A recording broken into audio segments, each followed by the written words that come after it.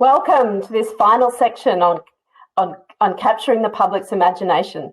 I want to begin by acknowledging that we're all joining this conversation from the unceded lands of many Aboriginal nations.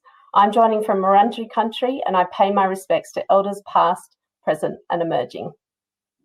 My name's Kate Colvin. I'm the spokesperson for the national campaign, National Housing and Homelessness Campaign, Everybody's Home.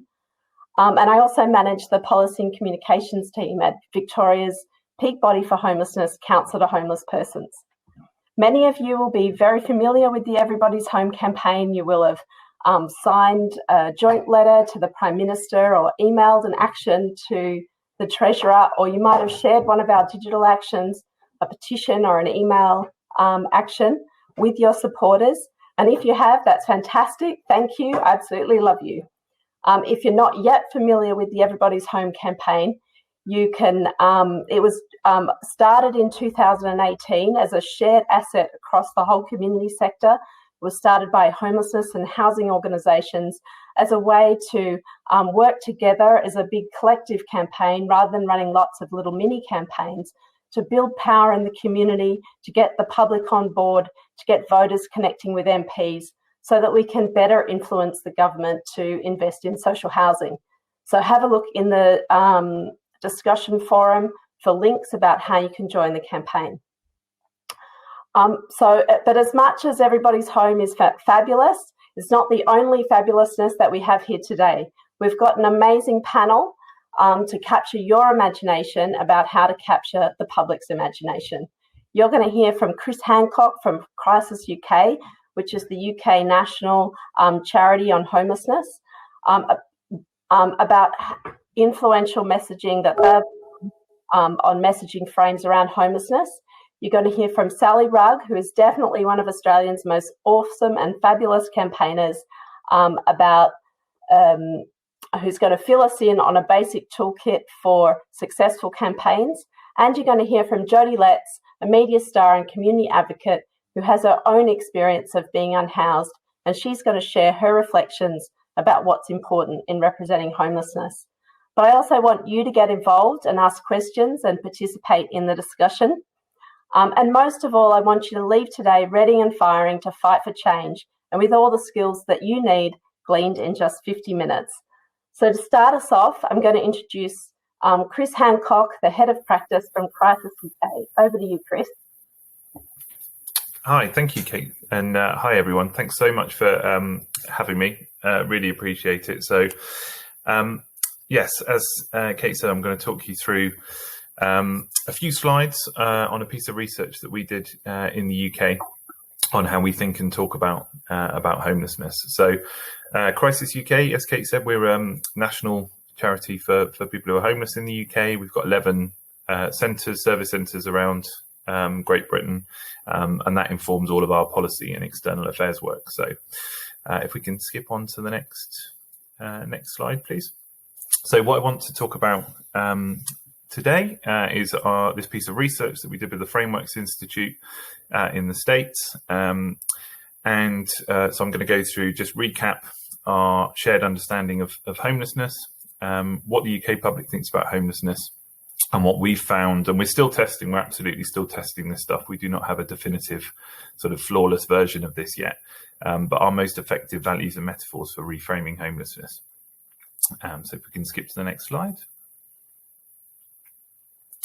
So just to, reiterate what I said, so we've got insights from the research, some principles and ideas to experiment with and build on, but there are no hard and fast rules, and we're finding that, or exact forms of words. We haven't sort of struck gold yet on, an exact terminology or a pithy phrase or what have you to be able to convey it. So we're always testing and trialing this. So, and I've got some links at the end to some of our toolkits and things which might be helpful for people's work. So go to the next one, please. So the actual piece of research, people may be aware the Frameworks Institute in the States have done, considerable amount of work around reframing, social challenges around poverty and homelessness and housing need more generally. And they worked with, interviewed just over 10,000 members of the UK public in informing this piece of research, and it's on the Crisis UK website, going into all the significant detail from the research. And they were testing frames to try and shift public thinking around building a commitment to end homelessness. So if we go to the next slide, I'll talk about exactly what that meant.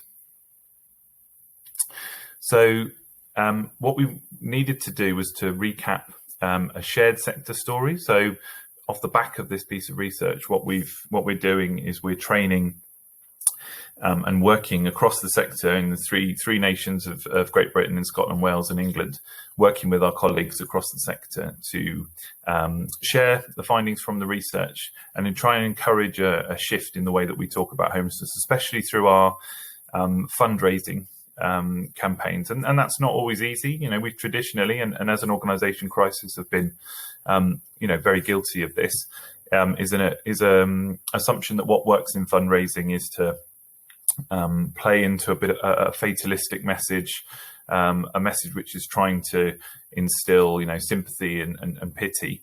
And actually, through this research, we've discovered that that's self-defeating, and that we've actually perpetuated myths around not being able to end homelessness and so on. So what we're trying to do is to bring the sector with us in identifying and promoting the following. So, what is homelessness? Homelessness is caused by structural issues. It's not caused by the individual. It's a lack of affordable, safe, secure accommodation. Homelessness is broader than rough sleeping. It can be visible homelessness, but more often than not, it's invisible homelessness. It can be short or long term, and that we know that some groups are more at risk than others, and that brings us into the whole debate around the messaging about we're all 3 paychecks away from homelessness. That simply isn't true, and that by repeating that message over and over again, we're underplaying the fact that some groups are more at risk than others. So we're missing an opportunity there for prevention. So if we can go to the next slide, please. So as I said, we're talking about system causes, societal consequences, and really, really key is that ending homelessness is possible. We can do this. And again, thinking back on some of our traditional messaging where, it's all about very high numbers, 100,000 people affected by homelessness. It's giving a sense of this fatalistic sense that, we can't overcome this. It's too big. We'll never get there. Whereas actually by breaking it down, understanding different forms of homelessness, helping the public to understand that, certainly helping the sector to promote that, we can be clear that ending homelessness is possible and really try and close that belief gap. And it's been really, compelling what's happened in the last few months with our Everyone In version where, people have come in off the streets, admittedly just into hotels. There's still work to do to make, turn those hotels into homes. But it has shown the public that we can do this, and that's been really compelling. And just the next slide, please. So what do people think about homelessness? I just want to show you a video that Frameworks did as part of the research, which is interviews with people on the street in the UK, which sort of, reveals this and sort of answers what people think of when they think about homelessness. So if we could go to the next slide. And so just have a think about this as to what you think people will say and what comes to your own mind when you think about homelessness. That's what we ask people in this video. So just on the next slide, if you could play the video, that would be great. Thank you. What comes to mind when you think of home? Warmth. Warm, cozy. Warm and comfortable. Nice warm surroundings and family. With people that you care about. Family. A home is a happy family and a nice bond. Family. Family. People more than a building or anything like that. It's like the house I live in with my family. You could live in any house. Okay. But your home is where your family are. So what about the word homelessness? What does that make you think of? Living on the streets. Living on the streets. Sleeping on the street, could be living on the street. People on the streets. Be out in all weathers. Cold, freezing cold, dark nights. Why does homelessness happen? Drug addiction. Addiction issues. Drug and alcohol addiction. Psychological issues. I'm sure a large percentage of people who are homeless and on the streets have got mental health issues. Mental health. Mental health issues. Could be broken homes. It could be family issues. Breakdown of family. People's marriages are broken up and they've nowhere else to go. Family might have kicked them out. Kicked out of their homes. Some people, it was due to their way of life. They couldn't pay rent. They didn't know how to look after their money. And also there's people that choose to live on the street as well. Certainly some people, as far as homelessness, that is their choice. People that are down on their luck. Some have had absolutely, just a bad deal. Circumstances that just life issues. It's not their own fault. It's just society has changed so much. Jobs are hard to come by. There's massive social issues that impact on people's lives. The jobs aren't there, people get chucked out their house. Suffer so much social abuses. And end up in a downward spiral. You become disenchanted with society. It's a kind of ever-decreasing circle. Who's responsible for homelessness happening? Obviously, the government, probably a government responsibility. The government has to take some form of responsibility on how things are done. Government had to pay attention to it a little bit more. 10% of the population own 90% of the wealth. And so it's just frustrating how people can claim that, there's no money for these things when there is so much money. They take chances away from people, and of course they make it sound good as they're doing it. See, people can't work, and they're denigrated for not working because there is no work. So what do you think should be done to address homelessness?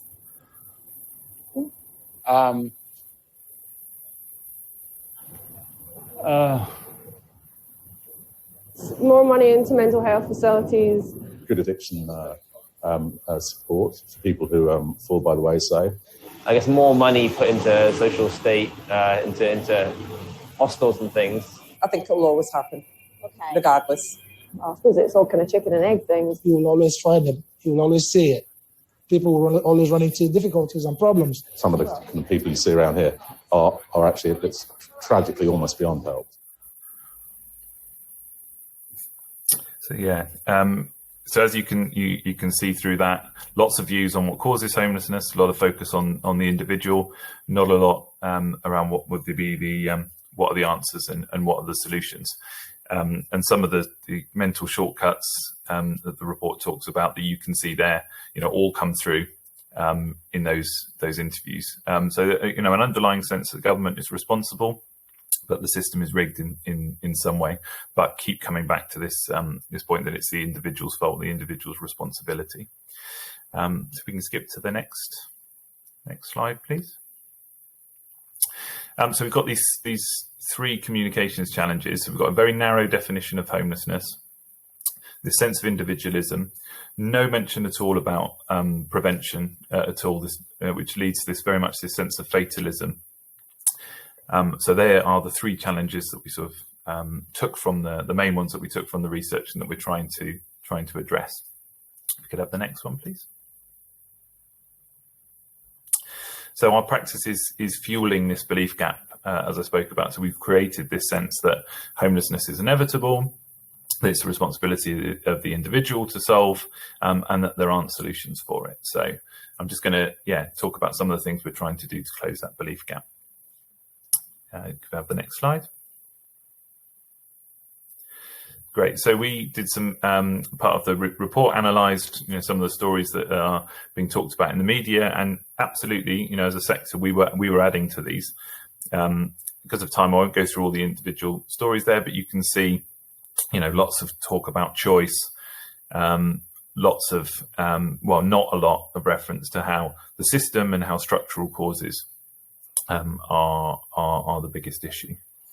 Have the next slide, please. So what can we do around this? So part of the research, it produced a framing toolkit for us. So trying to create some really, really practical materials that we can use both in our media and communications work, but also really, really importantly in the way that we fundraise. So we could go to the next one, please. So framing is using evidence to guide our language and image choices. So when we're telling stories, so it's very clear on what we need to emphasize, how to explain things, but also what not to say, in order to try and equip people to think differently around the issue. And the next one, please. So it's a focus on values. And the next, if you just click through these bits here. So we talk about values, and we talk about and we use metaphors in order to be able to convey this. And I'll talk about which metaphor we found particularly effective in a second. Yeah, if you just click through these few slides. So we want to absolutely avoid othering. So and I'll come back to that in a second. So the framing with values is really key, and I'm not sure if people can see this on the slide, but we tried different forms of framing. You can see there through compassion, equality of opportunity, interdependence, so how we all depend on each other, and a moral human rights lens. So talking about the access to housing being a moral human right, which we should all benefit from. And you can see the different subjects that we tested, or the researchers tested with the public there. So for example, around benefits policies, more I'm loath to use the word more generous benefit policies, but more reasonable benefits policies, and actually using the frame of moral human rights around that, as you can see, engendered the biggest response, the biggest positive response in the public. So shifting from this sense of fatalism and can't be controlled to a sense that we can control this. So that taught us an awful lot about different framing lenses to use on different subjects. Can I have the next slide, please? So some of the examples here around how we would use some of these lenses, so the moral human rights lens there, and the interdependence. So these are some of the phrases that we're trying to bring into our media and comms work and our fundraising work. And the next one, please. Again, here's some of the ones around interdependence, about if we work together, we can do this, that our support system should work for everybody, not exclude anybody. And we failed as a society when some of us are struggling. And we've seen, quite a lot of breakthrough around this interdependence, using a lot of stories especially in our social media work, featuring people, but not through the lens of trying to engender sympathy or pity, talking about what has worked for people, things that have taken people out of homelessness, into their own home, into work, and so on. Next slide, please. So there's just a video here around using interdependence.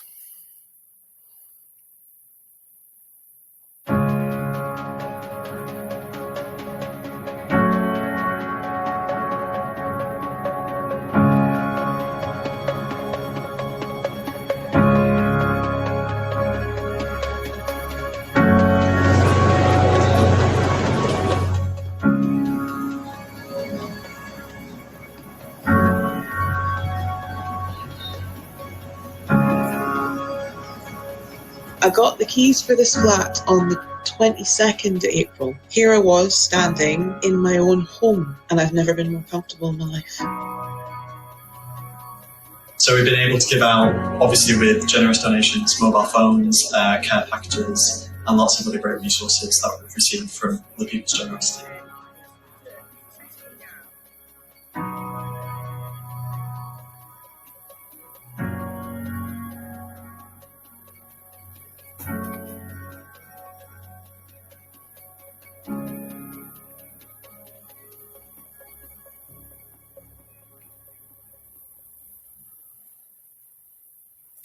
So you can see there, that's a video that we've used for fundraising, but also for campaigns. And here are some of the what we've tried to bring into that promotion. So if we can go to the next slide. Here are some examples of some where we've commented on press stories. So where our chief executive John has talked about, you can see there that quote about behind statistics, human beings. So again, trying to create this sense of interdependence and moral human rights, even in a story which has a headline about drugs being to blame for the biggest rise in homelessness deaths. We're trying to still try and reclaim some of that in the quote that we're bringing, that we're giving to the story. Just the next slide, please. And so metaphor has been a really key recommendation within the study. So it's providing a strong mental image for people. So we can skip to the next slide. I'm just conscious of time, so I'm rattling through, but I want to make sure that we can cover this, but also leave lots of time for questions. So we use a constant pressure metaphor. about poverty putting a constant pressure on people, but people being pushed into homelessness. So obviously this is trying to get across that, these are issues beyond people's control. These big structural causes, lack of affordable housing, a benefit system which isn't paying enough for people to be able to afford their housing, loss of work, things that are external to people, pushing people into homelessness. And we're trying to use that metaphor all the time in our communications work. We have the next slide, please. So you can see there before, homelessness is caused by a combination of high rents and low wages. After we've sort of put it through the metaphor lens, homelessness happens when the constant pressure of high rents and low wages pushes people to the brink. And the next slide, please. And you can see here again a quote from John. This is what we're trying to bring in all the time into our comms work, reiterating and stressing that pressure metaphor. And the next slide, please. And again, through the storytelling that we're using, so if people do want to have a look on our social media, on Instagram and Facebook and Twitter and so on, these, when people are telling their own personal stories, it's trying to use, again, these metaphors. And we've had significant kind of cut through with that, and people, really seeing, or understanding the point that we're trying to make much better than previously, because we've been able to use this metaphor. And the next slide, please. And trying to avoid using things like, as you can see there, people have lost things, but that there are things outside of people's control. So it's not about bad choices. It's about things that have pushed people into homelessness. So you can see there what we're now trying to avoid and what we're trying to embrace as terminology and phrases that we're using. And the next slide. And really, really important to obviously avoid othering and stigma where we can. So, references to the homeless, rough sleepers, them, this othering issue, and, using, people facing homelessness, people experiencing homelessness, and trying to call that out within the sector as well, especially on social media, but doing that in as constructive a way as possible. And just go to the next slide, please. One thing that we found that was really enlightening from the research was avoiding myth busting, actually finding that self-defeating. There's lots and lots of myth busting that we've used historically, but actually what we found through the research is that people misremember the myths as true. It gets worse over time, and that people attribute false information to where they read it. So if Crisis writes something about myth busting on homelessness, actually how we think that's impacted and landed is very different to the reality. So we're trying to avoid myth busting as much as possible. People don't listen, don't hear that it's a myth. They just hear what you're trying to tell them is a myth as truth. So next slide, please. So I might not show this video if that's okay, if you don't mind pausing it, just because I'm conscious of time. So we might have time to show it at the end, but I do want to leave lots of time for questions and for other speakers. So yeah. I hope that's been useful for people. I'm more than happy to answer questions, and please have a look on the website at the toolkit and the research in more detail. Great, thanks so much, Chris. I'm going to move straight to Sally Rugg. Sally's an activist, executive director of Change.org, and author of a fabulous book called How Powerful We Are. Sally is also one of the key leaders of the fabulous campaign victory that was the passage of the Marriage Equality Bill in Parliament 3 years ago. So over to you, Sally. Thank you so much. And thank you, everybody, for having me. I wish that we could be all in the same room, partly because it always makes for slightly more fun, but also because I'm going to talk to you today very briefly about some of my expertise and experience, but I'm just intimidated and honoured to be among such expertise and experience with you all, and I wish we could have all got together and I could learn from you too. I'm going to power through this. And what I want to talk about is these 3 dot points here. And so in the next 10.5 minutes, I'm going to talk to you about decision makers. I'm going to have a little chat about audience and audiences, and then I'm going to talk about opportunity. And I apologize for the how basic my slides are, but like fortunately, I've never left a conference and been like, it was all right, but the slides were great. So that's lucky. If we could go to the next slide, that would be lovely. Okay, a new size text, brilliant. So when you're thinking about a campaign that you want to run, you'll want to develop a campaign strategy that will seek to answer these questions. This is not a campaign strategy here, but a strategy will answer these questions. And they will be, what do we want? Like exactly what do we want? And ending global warming, for instance, like that's not tangible. Like what do you want very, very specifically? Who can give it to you? And how do we make them do that? And so those 2, well, all 3 elements really do speak to this idea of decision makers. Next slide, please. And so decision makers can be governments, they can be corporations that you're trying to get them to change their policy, they can be the judiciary, they can be private citizens, they can be independent bodies. All of these decision makers here, I think, have decision-making power over housing policies. I defer to your expertise there. For the purpose of this very brief chat, I'm going to focus in on governments at the top, specifically a federal government, because I think there's a lot of applicable lessons there. So if we can go to the next slide, please. This is really simplified, but members of parliament care about 4 things. They care about their public image for a lot of reasons, but a lot of the time members of parliament, even if they weren't working that job, like they're the kind of people who really care about their public image. So they care about their public image. They care about their donors, like party donors. They care about factions and inner machinations of political parties that are often sort of like, you know, everyday people aren't sort of across that. And they care about their voters. Specifically, they care about just enough voters for them to win their seat. They don't necessarily care about all voters. They certainly don't care about voters who aren't on the electoral roll because they have insecure housing, for instance. If we go to the next slide, please.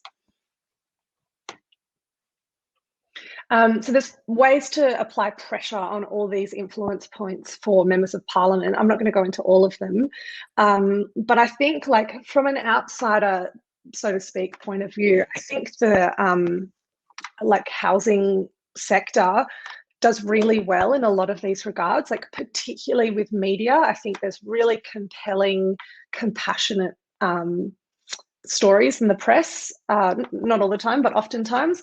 I think there is, from where I'm sitting, there seems to be really great engagement with like business and the corporate sector and leveraging those powers. Donor stuff is really tricky. We're not going to talk about reforming donation laws right now, but I want to talk to you about this last one, and that's persuasion. So persuading 50+1 voters of any decision maker to support your issue. Next slide, please. So when you're thinking about 50+1 voters, or like hopefully more, you're not, you don't necessarily have to think about your base, right? Like there would be a group of people who already agree with you really strongly. They're probably in this, at this conference, but you know, there's thousands others across Australia. And so as a campaigner, your job is not really to speak to that base of people. You want to energize that base of people and get them to do things like share the digital actions you asked of them, to donate money to your appeals, and all the rest of it.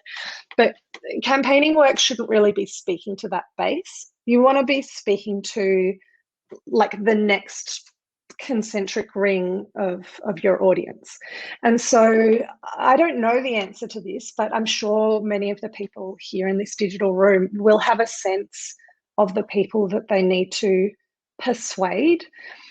Like off the top of my head, my sense is that an audience who would be easy to persuade, have sort of like maybe disposable income to share, have time on their hands, have significant sort of power in those regards, could be like women aged 40 to 60. Like perhaps that's a demographic of people who are like a core target audience for campaigns around housing reform. I don't know, like you will all know that.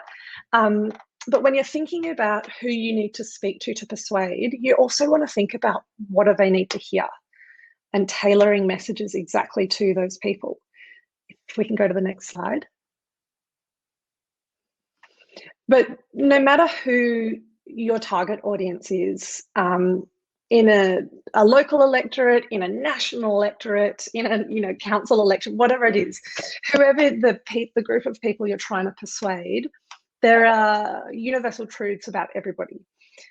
And that is that people hate problems. They hate their own problems. They don't want other people's problems. So when you start talking to people about other people's problems, it's really difficult to get them to feel excited, to feel compelled to act. People tend to sort of shut down. Not all people, like I imagine a lot of people in this room are similar to me and some of my friends, where like you hear about a problem and it's like, oh my gosh, let's get together and fix that. But that's why we all do what we do. That's why you all do what you do. Most people aren't like that, as I'm sure you've come up against a couple of times. People hate problems. They hate complexity. Like people are busy, and they really hate bad news.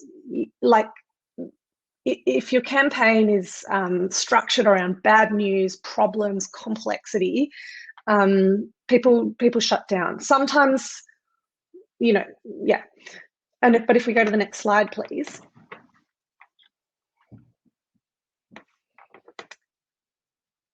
There we go. People like opportunities. People like solutions, and people like good news. So when you're talking to people with the view to persuade them to join your campaign, you don't want to say like, oh man, this is so hard. This campaign is losing. It's so difficult. Hey, everybody, come and join us. We're losing. You want to be talking to people and saying, hey, we've got this really exciting opportunity. Hey, like everybody's already joining you. You're like, this is building. We've got this really simple solution. Come and be part of it. And that's what's going to build excitement and build power. Next slide, please.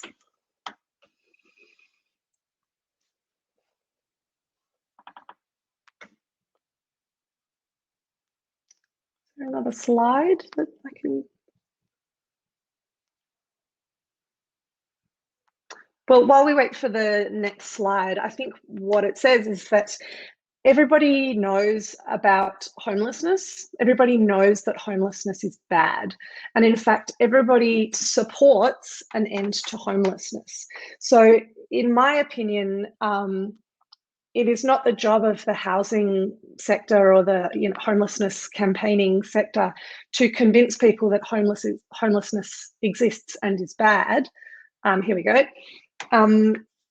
The job of the campaigners among you is to excite people about the solutions and talk to people about the opportunities for when communities are fully housed. And what is the vision for the future of your country, your neighbourhood, your cities? Everyone supports, as I said, an end to homelessness. Everyone supports that. The task is to translate that support into electoral benefit or electoral cost, going back to those decision makers. This will take time, but it can be done. And I wish we could continue chatting and we could map out a plan. We don't have time to do that, but I do just want to leave you with this like sort of glimmer of hope, because making change can seem impossible, especially when you lose. And if you're trying to make really serious national reform, particularly with something like ending homelessness, where people have just come to accept that it's like an inevitable fact of life rather than a policy decision made by governments. It can take a really long time, but if we can go to the next slide.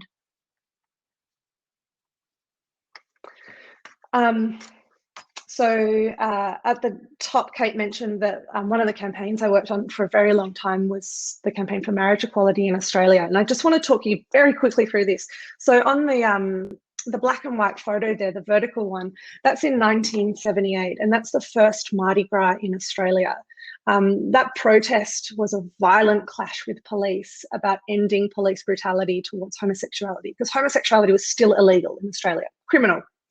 The photo next to it is in the 1980s. This is when the LGBT community were campaigning governments to provide funding for medical assistance for the HIV/AIDS pandemic. Now fighting this extraordinary stigma and this disease that was literally killing people.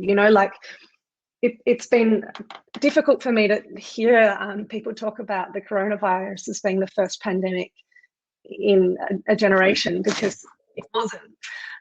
Anyway, I digress. Next slide, please. The black and white picture on my left might be your right. Croon getting arrested in Tasmania because homosexuality was still criminal in Tasmania until 1996. That's like 20 years ago. The picture on the right there, the first recorded use of the term marriage equality, that the internet can find, was in 1997, right? That's 1997. That's really recently. Next slide, please. Oh, hold on, go back one. Oh, I've spoiled the ending. I suspect you all knew that was coming. So first mention is 1997. The first poll showing majority support for marriage equality was 2007. And then between 2007 and 2017, we lost so many times.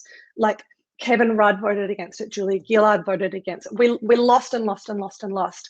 Except we weren't losing, we were building power. We were making these little bits of progress. We were changing hearts and minds. We were chipping away. And I see that with the sector that you all work in and the goals that you're campaigning for, because when I look around, I think about how many people are talking about social housing now that weren't talking about that at the beginning of the pandemic.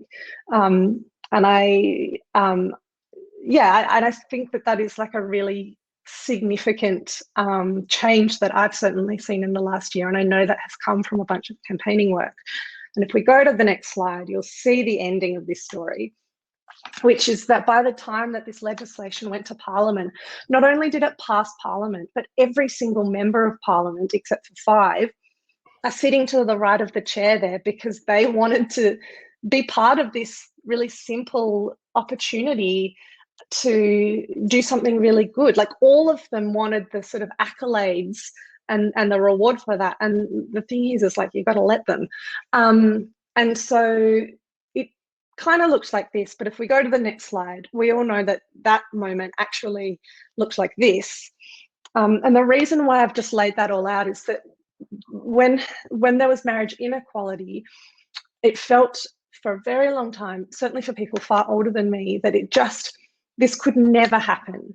It was unfathomable in the 70s, 80s, 90s that gay people could get married. It felt like it could not get through Parliament. We could not change hearts and minds. But it became popular, and then it became an electoral cost or an electoral benefit to act on that. And so if there's one more slide, there should be. There's this famous abolitionist, oh wait, that's my book, hold on, maybe I deleted it.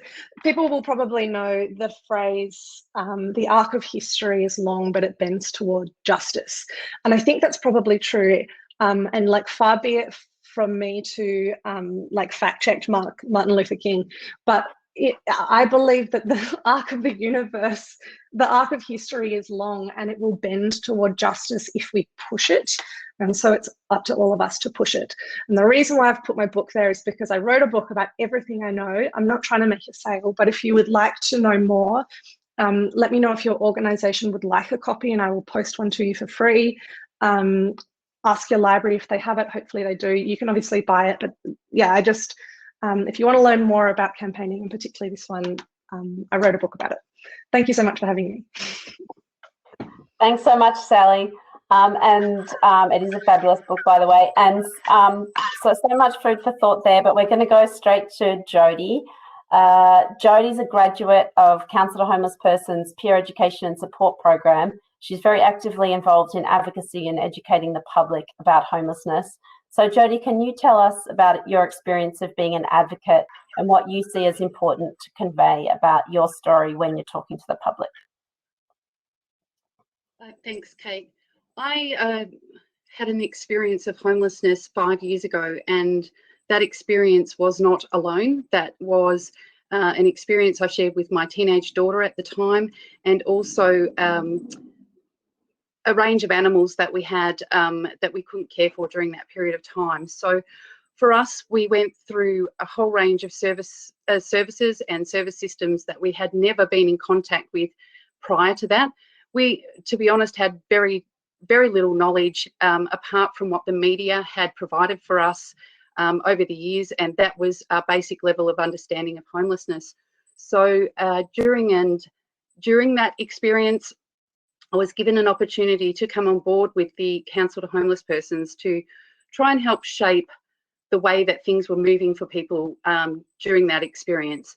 And for me, I started off sort of with that real nervousness of, so what is it that I could potentially say that would make a difference? What is it that I have to offer? I'm just a lone person that's gone through a really inconvenient time of my life, and what on earth do I have valuable that could make a difference to not only myself but all across Victoria, and now I know nationally as well, and we do touch into the international base at some points too. So stretching that back and having a look at the way that has happened, we have been given in an advocacy role the opportunity to be at the table, share our thoughts, share our feelings, but also to really pull apart the impact. We've got a base document full of words, and what we do is we bring those words to life, and we challenge those words and open up that really raw discussion about how that one sentence could actually make such a massive difference, whether that be positive, whether that be negative. But also have a look at those intersections where it makes it very difficult to achieve those types of things that are described in the way that government would like the services delivered. So it sort of brings about that whole bridge when you're looking at how structurally we're going to change the way that homelessness looks, but also where those services fit into that. But at the end of that, looking at the outcome and the impact that the person receiving that service will have. So for me, when I'm actually utilising my opportunities in advocacy, I try to really just keep opening the eyes of people about how diverse people's lives are, how flexible we need to be, how we can use so many different ways of preventative strategies as opposed to being reactive when people are in extreme crisis and unable to potentially fulfill some of the requirements that the government needs to be able to get their KPIs, get their outcomes. And I think that during my time, I have been very lucky that the discussions I have progressed and have made some significant changes. And definitely the pandemic here, not only in Australia, but essentially in Victoria, where we were hit quite severely, I can definitely see where my voice has become a part of and shaped some of those decisions. And just going back and reiterating, it's always asking people to stop and look and listen to the people that are receiving that service at the end of the day, because as a driver, as a silent driver of that, they are the ones that are going to make the success story that the government is looking for to support their decision to spend that money on that particular area of community development. So I sort of just will leave it there, Kate, and hopefully we will have inspired a few questions from the audience. Thank you so much. So just going to the questions, I've got a question about talking about the problem, which you've talked about, Chris, and Sally talking about focusing on solutions. So Chris, I'm just wondering if you can reflect on what you've found with your message framing in terms of what balance of talking about problems versus talking about solutions. I think, well, a heavy emphasis on the solutions, I think, as we've all talked about. So, you know, a big focus on housing. I think we forgot as a sector in the UK about the fact that housing ends homelessness. You know, we got so possibly sort of self-absorbed into what we do and treatment and fixing people as individuals. We forgot about housing. So forming alliances with housing providers is trying to pull apart, and government are still doing this in the UK, and this is what we're trying to challenge. We're trying to, you know, homelessness is something over here that they want to fix with specialist solutions. Coming back to you, fix homelessness with housing. So we get more housing for everyone, we're going to end. That's what we're trying to major on, and we are seeing, you know, some breakthrough with that. Yeah. Thanks. And Sally, can you talk about that too? Because obviously I hear you saying that people already understand that homelessness is a problem, but just wondering how you would suggest we connect, sort of go back into that issue so that people are reminded this is what we're talking about is homelessness, but jumping to solutions, like how you'd sort of do that in a message. Yeah, I mean, like if we're talking about messaging, like how you'd create some copy or a sort of like campaign slogan or something like that. And I apologize to Chris if I'm sort of repeating what was in your presentation, but I think it's really important to speak to people's values. So to first, when you're speaking to people, make sure that they agree with you. So like the first thing that you say to anyone on the page, verbally, whatever, should be a statement that people agree with. So something like, I don't know, like the family home is a place where so many memories are made, or, you know, something where everyone's like, oh, I know that, I agree with that. And then, you know, but for some families, government choices have pushed them further and further away from feeling secure, you know, whatever it might be. So I think it's about talking about values, and it's talking about cutting the issue right down. So instead of talking about national statistics, talk about, you know, some, like if the Andrews, you know, choose between this and this at the next budget,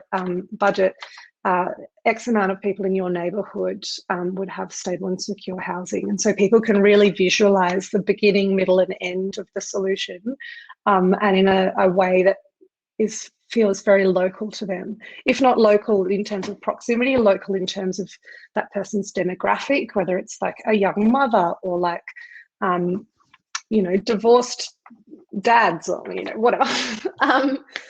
Yeah, that's how I would put it.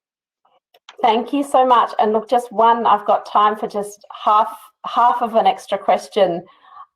Chris, just when you're putting forward case studies and those stories to the media, I heard you saying like we need to sort of focus on who's most vulnerable, but I just wonder what balance of people who are visibly have issues with drug problems or mental illness, who the community might react to negatively versus people who are look more ordinary and like other, like most people in the community. Yeah, absolutely. I understand. And I think that's where we talk about interdependence, and we talk about the fact that, we're not a properly functioning society unless all of us are okay, unless all of us are housed. And that's the mark of a civilized society. And we find that's, a key way of cutting through, especially on migrant homelessness as well, which is so contentious. But we've seen that with everyone in, and that has really helped close the belief gap on that. Yeah. I'm sorry, I've left it too late. I just need to say thank you everyone for participating, and back to the timeline.